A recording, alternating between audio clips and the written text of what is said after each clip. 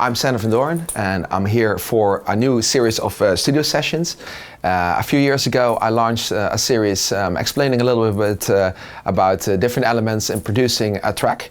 Right now, a few years later, there's new software, there's new plugins. So I wanted to do kind of like a similar kind of studio sessions where, you know, I gonna explain the basic elements on how to produce a track.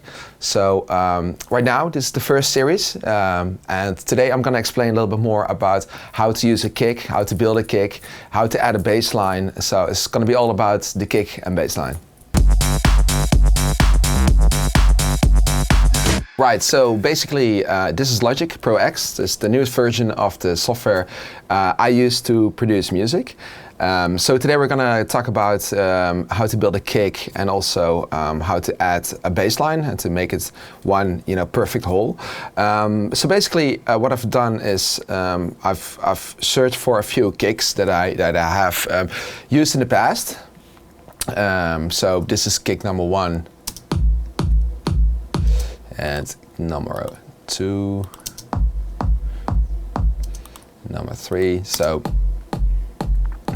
what I did for this session, I basically used completely different kicks with different frequencies. For instance, this is a kick used for a higher frequency, and this kick in itself is much lower per frequency. So basically what I usually do is I take one kick where I really like the attack. The attack basically is the first thing a kick does. So it's pretty much this part here. And I use that for the sound of a kick, and the lower frequency I use for the tail of a kick. So in this case, pretty much it doesn't matter which software you use to produce music, whether it's Ableton or Logic or Studio, Fruity Loops, whatever. This basically is the same principle for all that software. So basically, I have this kick over here.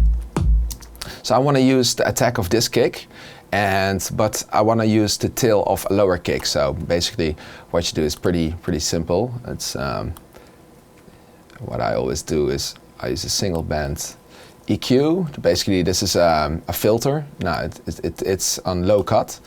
So by putting this filter on, I now only have the sound of the attack of the kick, and I'm actually gonna do exactly the same with the kick below, but the opposite. So I'm gonna use the same filter, and I'm gonna put this one on a high cut. So basically the kick now doesn't have a top line anymore. So when you combine those two together, now you have a kick with a different low and a different high. So this actually sounds like a pretty cool kick. The thing you really need to take in consideration is what kind of key you're going to produce a track. So right now this is a pretty low key because the tail is a pretty low frequency.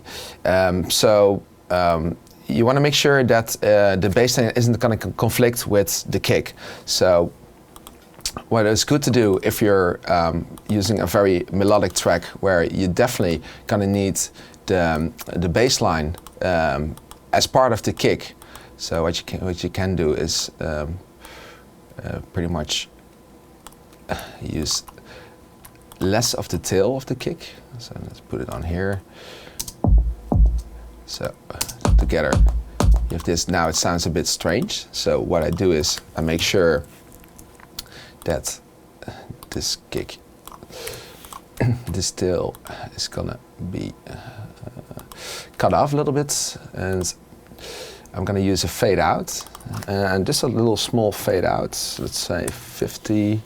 So now it is kind of like topped in a nice way so it doesn't stutter a little bit. So I'm gonna do the same with this kick, fade out, 50, all right, here we go. So now we have the same kick, but the tail's gone. So that's great because now it's not going to conflict anymore with the bass line. The thing is, now we don't have a tail. It kind of misses a bit of a drive, but I'm gonna show you a few things how to really optimize the kick. So what I usually use is, well, we're gonna send these two into a general bus channel. So now I have one channel over here that basically holds the whole kick. So, right, so this is CamelPhat version 3. This is the plugin I use a lot to finalize a kick. So what I usually do is pretty much gonna kill all these functions over here. And I'm gonna keep open the distortion. So now we have the plugin completely turned off. So what I usually do is I'm gonna use the distortion a little bit of a tube. So this really cranks up the kick. As you can see over here. The volume still stays pretty low, but you can really hear the kick right now. So this is gonna make for a very good kick. So if you're gonna crank this up, it's gonna stay really, really tight. Let me see. So I'm gonna 3.5. So this is a pretty solid kick. I'm actually gonna use this on top of that. Here you go. All right, so we just worked on a really nice kick. We cut the tail and we really cranked up the volume of the kick. So now it's all about adjusting a bass line to the kick. So my favorite plugin to use for that is actually the Trillion from Spectrasonics. The sounds that are in this plugin are really, really tight, and the volume, the recording of these different bass lines are absolutely phenomenal. So this is a really cool synth to use when you're not using hardware like a Moog Voyager. So I just went to synth bass, and these are all very nice synth basses. So what I'm going to do right now, I'm going to keep it very simple, and so I'm going to put this off and this on. So now we're in our matrix scheme, and we're gonna, so here is the bass line, and we're gonna, so basically I'm just gonna put it on the first note. So basically now it's gonna come together with the kick. I've just drawn in a few notes. It's gonna be the G note, and it's playing solo right now. But as you can hear, there is a little bit of an echo. So I'm gonna kill the echo from the effects bank. Here you go. Okay, so now it's still going on. Let me see, flame. Yeah, so now we have a very simple bass line. So what I usually do is I'm gonna use this particular bass line as a tail for my kick. So I'm just gonna use the same high cut frequency filter. So if you're gonna put this on around this. So now you have just a note, and if you add the kick, then you have created a new tail for a kick. We just recorded the bass line, so I recorded it in audio, so I've already imported it into my track. We got the bass line over here. Here it is. So as you can see, it has a very long tail. So I'm just gonna use this tone over here. Perhaps the tail is a little bit too long, so I'm gonna use the same thing, the fade I've used to build the kick. I'm gonna use for the bass line. I'm gonna basically, let's try this. Yeah, so now the tail, it kind of drops towards the second kick. And basically the thing is that right now the bass line is definitely conflicting with the kick, so I want to make sure that in this area the bass line doesn't play yet. So we're going to use a fade in tool, and we're going to put that on 100. So As you can hear right now, it doesn't really have an attack anymore, and the tail is cut off a little bit. So right now, if we're gonna build the bass line together with the kick, now the kick doesn't really conflict anymore with the bass line. So we can also add a little bit more volume to the bass line.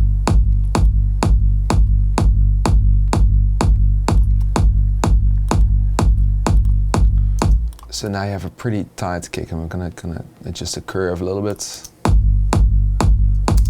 So now all of a sudden, instead of using the tail of a kick, now the tail is actually the bass line that you want to use in your program. Yeah, so now we actually built the kick together with the bass line. You can also use the Twillium itself by using a plugin, for instance, a side kick that kind of ducks the frequency when the kick drops in. So in that case, you can actually use the different tones when you're going to build like a melody with different layers. So right now we have the kick and the bass line. So what we can do right now is add a little bit more groove to my bass line.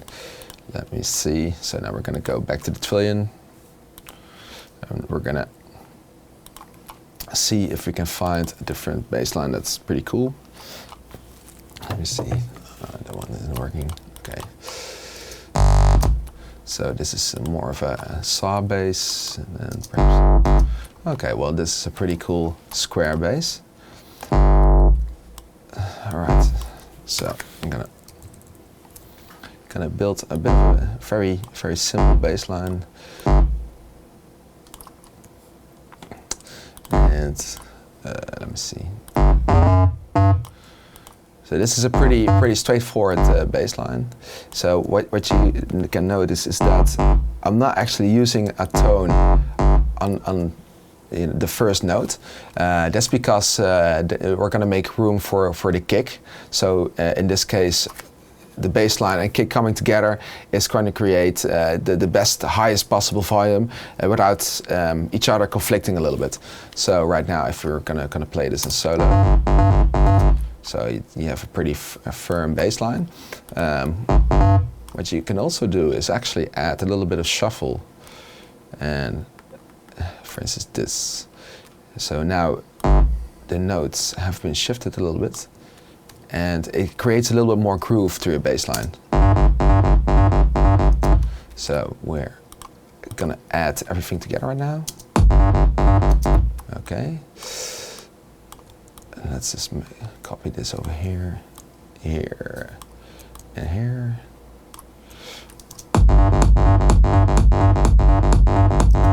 So this is a pretty cool bass line. You can also adjust the frequency a little bit to high cut.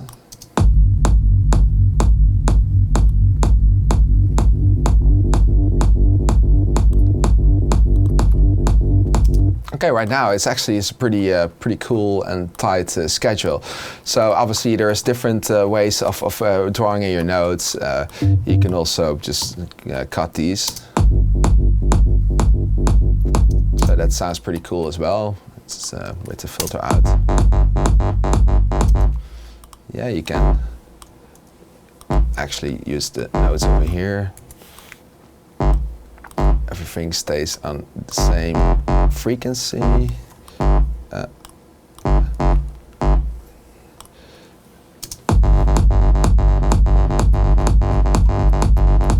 So now it's a pretty tight bass line. Perhaps you don't even need the tail we've just created. But you can really feel that there's a difference now than when you add the bass line. It gets a little bit more volume, and it kind of, puts everything together. So this is basically how I built a kick and a bass line. This is the first episode. Today I explained a little bit more about how to build a kick and a bass line, obviously how to combine the two together and make sure that nothing conflicts with each other, and the kick as well as the bass line comes out as loud as possible. Just a few basic steps. Perhaps it's going to help you a little bit in the process of producing your own track. The next episode I'm going to tell a little bit more about how to master a track. track. So I'm going to show a few plugins and how to EQ a track where it's going to be, you know, the highest possible volume. If you have any questions, actually, you can drop me an email at social@sander-van-doorn.com. And in the last episode, I'm gonna treat a few of you guys on some answers on your questions. So please make sure drop as many questions as you want, and I'm gonna answer as much as possible. So guys, see you next time.